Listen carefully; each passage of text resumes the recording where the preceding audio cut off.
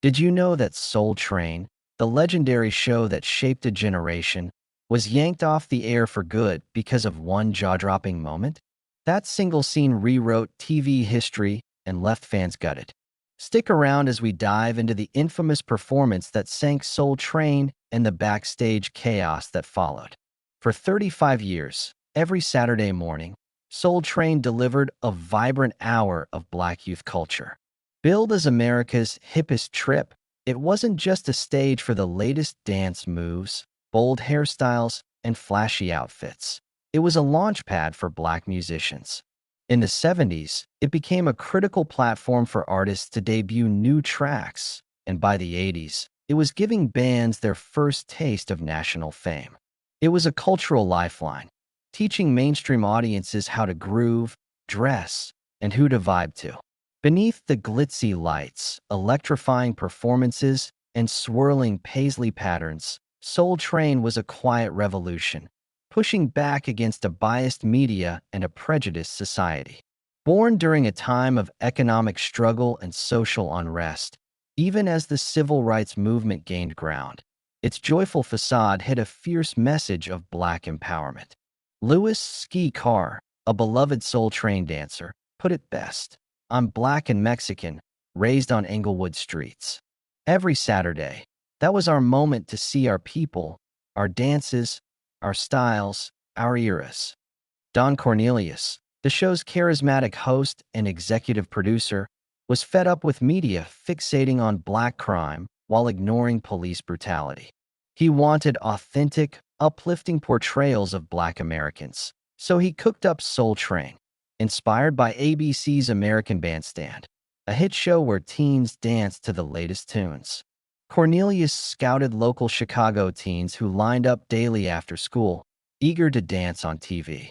The show didn't just fill a representation gap, it celebrated the full spectrum of Black talent.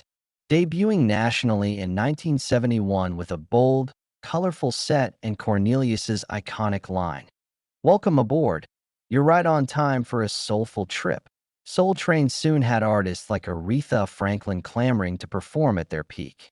Stevie Wonder improvised a song live, and the Jackson 5 became regulars, boosting the show's star power. Early on, artists lip-synced, but Cornelius switched to live performances for freshness, leading to epic moments like Barry White with a 40-piece orchestra, Al Green singing through a broken arm, and James Brown dancing in a sparkling purple jumpsuit. Cornelius even made rare exceptions for non-Black artists with soul, like David Bowie and Elton John. For many, Soul Train was deeply personal. Dancer Jeffrey Daniels said, "It kicked off my career, but more than that, it mirrored young Black America." Cornelius ensured Black talent shone both on and off camera, building a production team of Black professionals. Talent booker Pam Brown scouted dancers at LA rec centers, and Cornelius was blown away by California's daring moves, assembling a crew known for flair and personality. Being a Soul Train dancer wasn't all glamour. Filming a month's episodes in one weekend, 2 shows Saturday, 2 Sunday, demanded multiple outfits, endless energy, and stamina.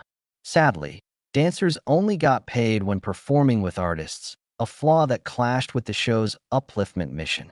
The Soul Train line, introduced in Season 2, became its heart. Dancers formed 2 lines, creating a runway for pairs to strut their stuff. It was the show's peak, giving each dancer a moment to shine, while group dances sparked camera time rivalries.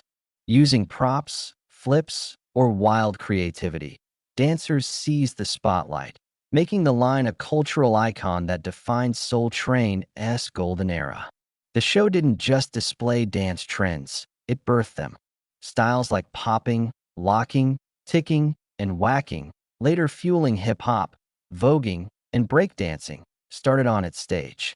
Michael Jackson learned the robot from the show and perfected the backslide, renamed the moonwalk, from Jeffrey Daniel, moves that shaped pop culture. Daniel recalled, "Suddenly, I saw Black kids my age on TV, dancing and looking sharp. Before that, we were just criminals or clowns on screen." From then, I had to be on that show. Fashion was just as iconic. Bright colors, bold patterns, dashikis, bell-bottoms, platform shoes, and medallions brought black style to living rooms. Daniel called it comfortable, colorful, expressive, capturing the era's spirit. Before Soul Train, black artists were often stereotyped or sidelined. The show flipped that, showcasing vibrant black talent.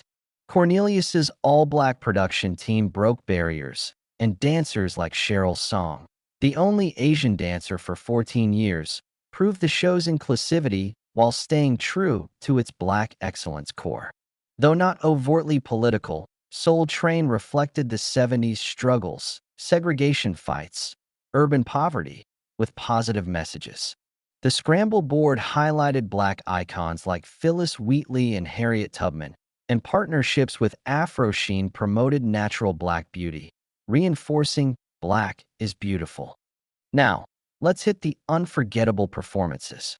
The first national episode on October 2nd, 1971, featured Gladys Knight and the Pips, with Cornelius's booming voice introducing them as For Beautiful People, a mighty mountain of soul, setting the show's legacy.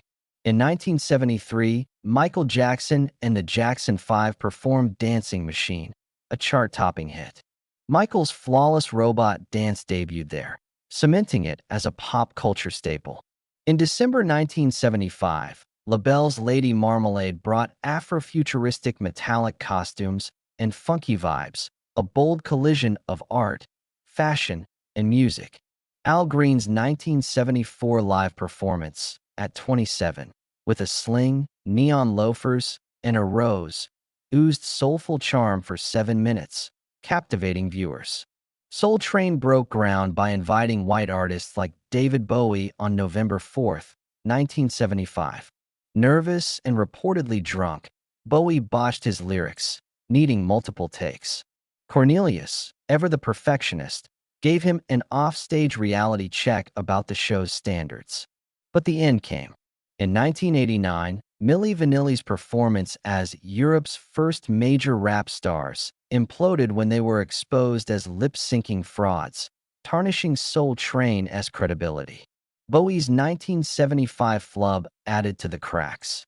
Behind the scenes, dancers felt undervalued, unpaid and less performing with artists, causing tension and exits. As the 80s brought hip-hop, Soul Train struggled to book top artists against rising BET and MTV, which leaned into urban culture. By the mid-80s, the show felt dated as music and fashion shifted. Cornelius, who didn't get hip-hop, resisted its integration, alienating younger viewers. Viewership tanked. Older fans felt nostalgia but drifted, while younger ones flocked to edgier shows. In 1993, Cornelius stepped down as host, signing off with Love, Peace, and Soul. His exit left a void. New hosts couldn't match his magic. The show lost direction, and by 2006, after 35 years, it quietly ended, breaking fans' hearts. Many still wonder how such an icon faded. From 1970 to 2006, Soul Train brought joy and inspiration to millions. Its legacy, unmatched, lives in the stars it launched, trends it set, and its reshaping of black culture's image. Fans still gush online, one saying, Soul Train was a way of life. Another, it made me proud of my culture, a place where our music and talent shone. It wasn't just about stars like Michael Jackson, Aretha Franklin, or Stevie Wonder. It was the energy, the unity of the Soul Train line, where anyone could strut their stuff. No show has matched its magic. It gave black artists and dancers a rare spotlight, fostering pride and joy. As one fan said, "There'll never be another Soul Train. It was once in a lifetime." Its influence lingers in music videos, TikTok dance trends, and the way it changed how the world saw black culture. The memories of its performances and soulful spirit endure, a gift that'll never fade. What do you think of Soul Train's legacy? Share below and subscribe for more iconic stories. Thanks for joining us to celebrate Soul Train.